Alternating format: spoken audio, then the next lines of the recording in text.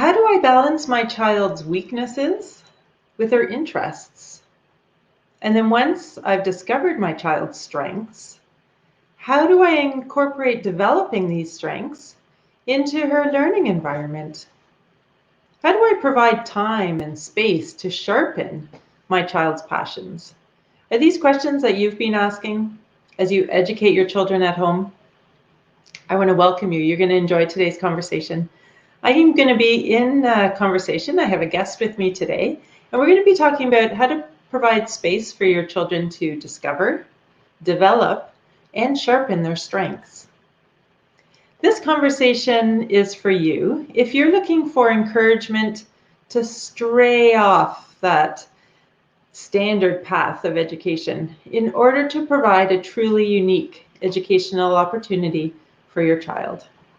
Jacqui Antonio is my guest today. I'm very excited to be to have her with me, and she recognized dyslexia, a learning disability, reading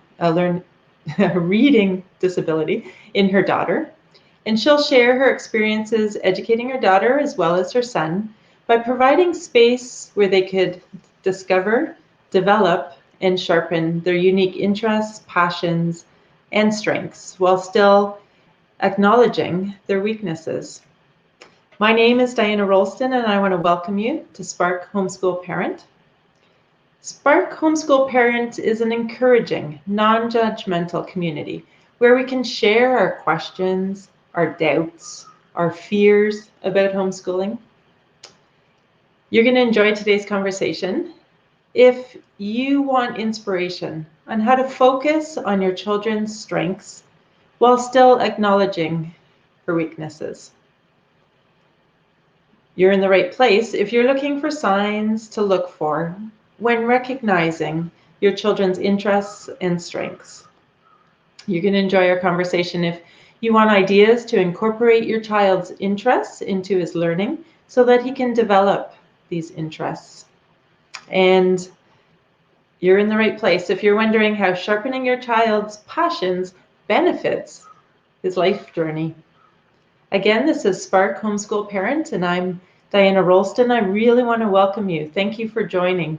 And as you come on to this Facebook Live, just send a quick comment. I would love to hear where you're living, where you're listening from. We have listeners now and group members from all over Canada and growing in the United States too. So that's really exciting. I'd love to hear where you're from. And as I'm talking with my guests and while we're in conversation, if you have questions, send those over in the comments also. We'll try to address them when we're here. If not, I'll do that another time. But it really gives me an idea too of the questions and concerns, things that you grapple with as you're homeschooling, and gives me some more ideas about just different interviews and different Facebook Lives that I could be doing. Our conversation today is about strengths, and this is our month of focusing on that S in Spark, which is strengths. Again, I'm Diana Rolston, and today's conversation is how to provide space for children to discover, develop, and sharpen their strengths. The guest I have the privilege of talking with today began her homeschooling journey when her son was born in 1999. She says it began when he was born because that's when she started reading to him, talking to him, singing to him, creating an attachment, stimulating his brain, enriching his being, which became the foundation of their homeschooling. Her son is now in third year at Carleton University studying interactive multimedia design, and you'll hear how really it's perfectly suited to him. And her daughter's finishing her final year of education at home and hoping to embark on a dance career, which she has prepared for throughout her education. Jacqui, welcome. Let me bring you on here. Thank you, Diana. It's a pleasure to be here. I just love what you're doing. Thank you. Yeah, I'm excited that you can share some of your experience in homeschooling. So thanks for joining. Thank you. As I was saying, you began your homeschooling journey, your home education journey early with your children, which is like such a blessing. Can you briefly explain those early years with your son and then your daughter a few years later? Yeah, I was thinking about like what education means, as I was preparing for this, and I'm just partly my understanding of how I came to understand what educating was helping that child understand their world and helping that child learn how to interact with their world in a way that was mutually beneficial. And so we often think of what can my child get and how can they be functioning in a productive way in the world. But we usually kind of look at it from the perspective of what they're getting. But I think education is also about preparing our children to be to offer something to the world. So to me, that begins right at birth. What kind of environment do we create? So I did a lot of reading with Ethan as he was held in my arms. I read to him a lot, and 4 years later, when Mia was born, she would join in as this little baby while Ethan was reading his, because he read early while I was reading. And so we kind of Mm. created, reading was really essential, and we could read about everything. You know, the library is a homeschooling parent's Oh, yeah. best friend. It's such a great resource, and it's free, and you can explore so many different things just by reading, and so that was, I think, beginning of our homeschooling journey. We did a lot of just reading science or things that I found that Ethan, because he was the first, was interested in. So we read a lot about planets, and he Mhm. made his little solar system out of foil and balls, and get really upset when someone took a ball to play with because you're taking you apart my solar system. His cousins would look at him very strangely. It's like, what's he talking about? That sounds like a very engaging, sort of natural learning environment. That sounds beautiful. It was really wonderful. That part when they were little and we were just exploring. We were just exploring all there was to think about, and in ways that were appropriate, uh, and seeing where they latched onto. Uh, Mm. so that was really fun because I learned a whole bunch too. Oh, Um, yeah. my education had been very narrow, and exploring all these different things that I really just heard about casually, but I can now sink my teeth into in a fun way with my kids. I really, really loved it. So it was stimulating for me too. And our enthusiasm about learning really rubs off. Mm. So that's great that you say that. So in this, I'm just imagining this literature-rich, reading-rich environment. But then you suspected a reading disability with your daughter. Can Yeah, you share that? it was interesting. Ethan read very early. I'm not exaggerating. By 3, he was reading. He just, and so, I had the expectation that my other child would be like that, foolishly thinking that, they have the same kind of capacities and potentials. But Mia, it was interesting because I was thinking about how she actually could write her name at Mm. 2 in cursive. So she was able to write her name in cursive. So I thought, well, that she could write, she could read. But as we were sitting and we were learning reading, her struggle was evident. Her D's and B's were mixed up. She would reverse saw and was, classic kind of dyslexia things, and it was really a struggle. And that part of seeing your child struggle with something that many other people find easy, or they just, is painful. And so it's Mm. a painful period of time to see her frustrations, and for me to kind of think, what's going on? How come? Uh, uh, Mm-hmm. so there's this expectation, and then just gradually recognizing that there was an issue, and she needed some help, and we kind of embarked on a journey of trying to figure out what was best for her, which wasn't easy. It wasn't easy No. to figure out. So what was your response? I actually, before you say that, I'm going to, I did a really informal poll on my Facebook group. I'm going to just put that up on the screen here. Okay. There we go. The question was, what do you do when you suspect a learning disability in your child? And I was happy to see that the highest score was you try a different teaching approach, which is always a great place to start. Mm-hmm. The next was seek professional support. And as an educational therapist myself, I was really happy to see Yeah. that. And then I had to laugh because it actually was tied with continue on with the hope that things are going to improve.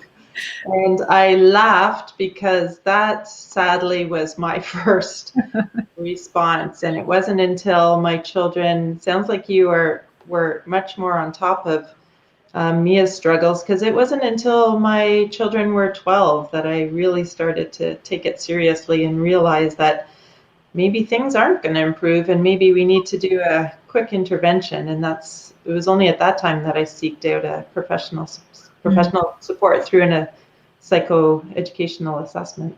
Right. What was your response with Mia? Well, I had friends who had similar struggles with their kids, and so I kind of tapped into, okay, so what are you using? I kind of used their resources to help me, learn her words, and um, phonics wasn't working, so we had to use other approaches. But it was a trial and error, and yeah, it was hard for both of us. It was frustrating for both of us, and you know, then this comparative issue.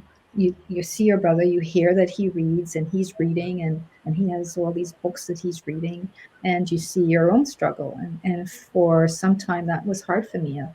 um, Mm-hmm.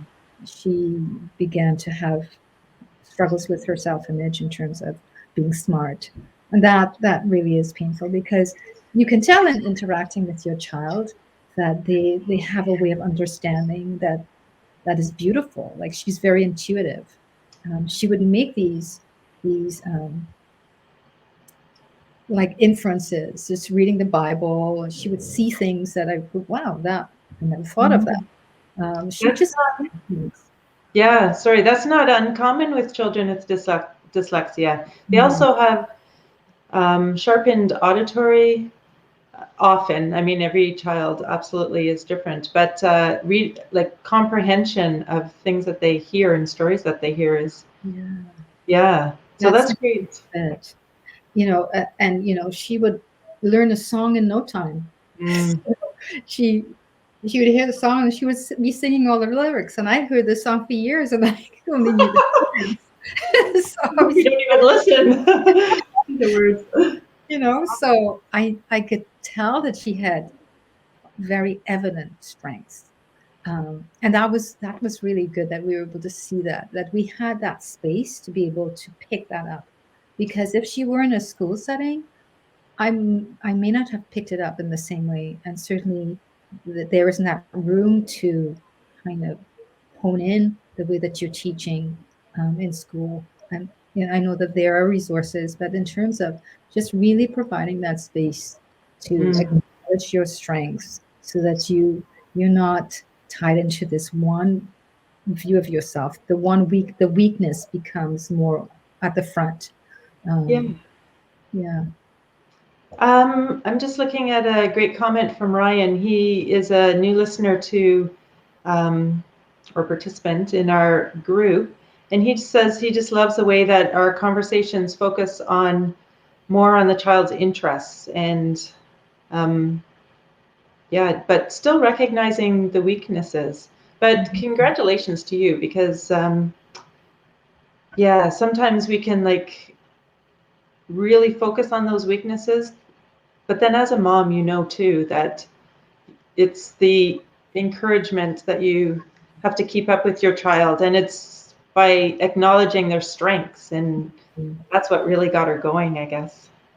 Yeah. So from Mia's strengths are really evident um, from the time she was a baby. She could throw a ball directly to me. And she wasn't walking.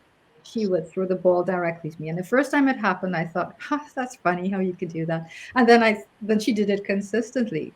And so I began to see that kinesthetically, she's really had a great sense of body awareness, balance, and and she loved music. She would move in her little car seat. We called it the Mia Wiggle. She Ah, um, and so and she loves singing. So certainly her strengths are in the creative realm in terms of performing arts and visual arts. Yeah, both my kids spent a lot of time. They spent a lot of time drawing together on long trips. That's ah. what they would do, um, and they were good at it. So that's what we provided, like art supplies, a space to take, art classes or So yeah. it was it the case that you noticed these things? In Mia's case, you said the body awareness and her like interest in music. But for like drawing, did you or anything else? How did you actually? I guess what I'm trying to figure out how to ask this. Did you saw this interest and then you provided the resources, like you said, you saw their interest in drawing, or and then provided the paper and the crayons, or how Yeah, did you? I think, like you provide things, right? And then what is this child veer towards? Mm. What they consistently come back to? So for Ethan, it was the computer, sadly, but good in another way. From the time he could barely speak, but he would say up tutor, which meant take me to the computer. Oh. And he became very proficient and started um, programming in his early teens. And so by the time he got into high school, where the computer courses were offered, he was proficient, and he learned a lot more than he would have in school, because again we provided the space. He was interested. He took his own courses. He decided to learn computer programming on his own. I didn't, because I have no interest in that, and that's not something I would have thought. Yeah. But I just kind of noticed, and he, as he got older, kind of directed his own path. With Mia, I knew that she would love dance, so we signed her up for dance and little homeschooling, the Gilman's basement, and she started when she was 3 and loved it, so kept doing it.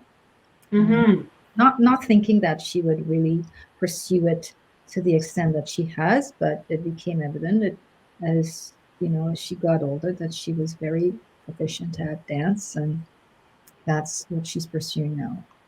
So I it's a was blend.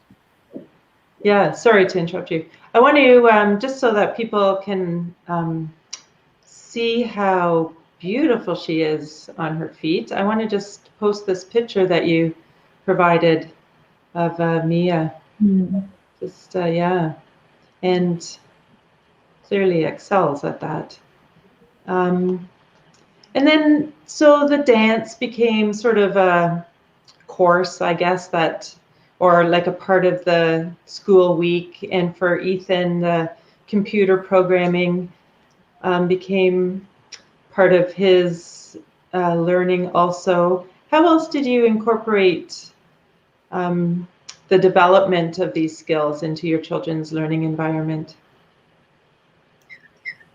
I, signing up for courses. I thought robotics was a good fit for Ethan. Mm. Yeah. Um, so it sort of like not only providing the space at home for him to chart his own course and the thing that he was interested in, but also looking at how can he develop proficiency? So, getting registered for robotics, um, and for Ethan, it was sort of music as well. We noticed his love of rhythm and singing, and we sang a lot as a family because music is important in our family, and they loved it. And so then providing avenues, taking music lessons, um, and then there's also an investment. So buying things that are music related, the right kind of keyboard, getting involved in, like he got involved in a band. So encouraging him in those avenues as well, because you've got to take them places, right? So it's an Mhm. investment of time, but you can see that they're thriving. You can see that they're finding something to occupy themselves with, and it's enriching their lives. And then the other thing about it too is, then what are people saying, right? What are people who are interacting with them saying? Mm. Because that can also give you an idea that this isn't only something that they're interested in, but people are seeing that it brings them alive and that they're good at it. So for Ethan, when he was 14, and he was in the youth group, the youth leader then suggested that he join the worship team. Mm. I would have never thought of that. I had no idea that he'd be good enough at that point to do it. Um, but she said, "Yeah, let's give it a try."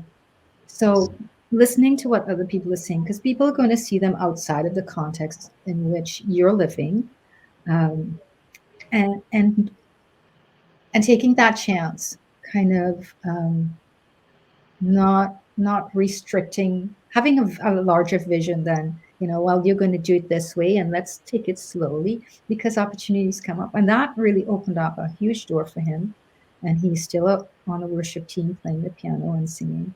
uh, Mm. I wouldn't have thought that he would have been ready. So what are other people seeing as well, is gives you that um, extended vision of what your child can accomplish. Mhm. Yeah.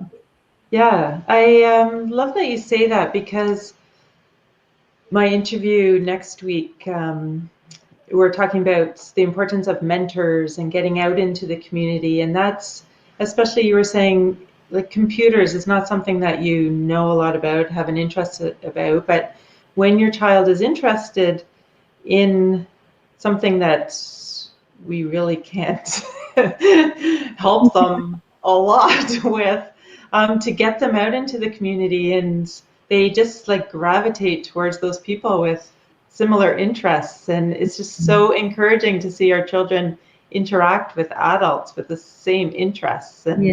and Yeah. having that mentor relationship also at some points, which it sounds like the worship pastor probably did that for Ethan.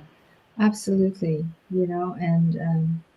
And they were encouraging. There are people in our kids' lives who are going to encourage them in ways that we can't, and who can see what we can't, because again, like you say, that's not our forte. But there are people who see. So what are people seeing as their child interacts with them?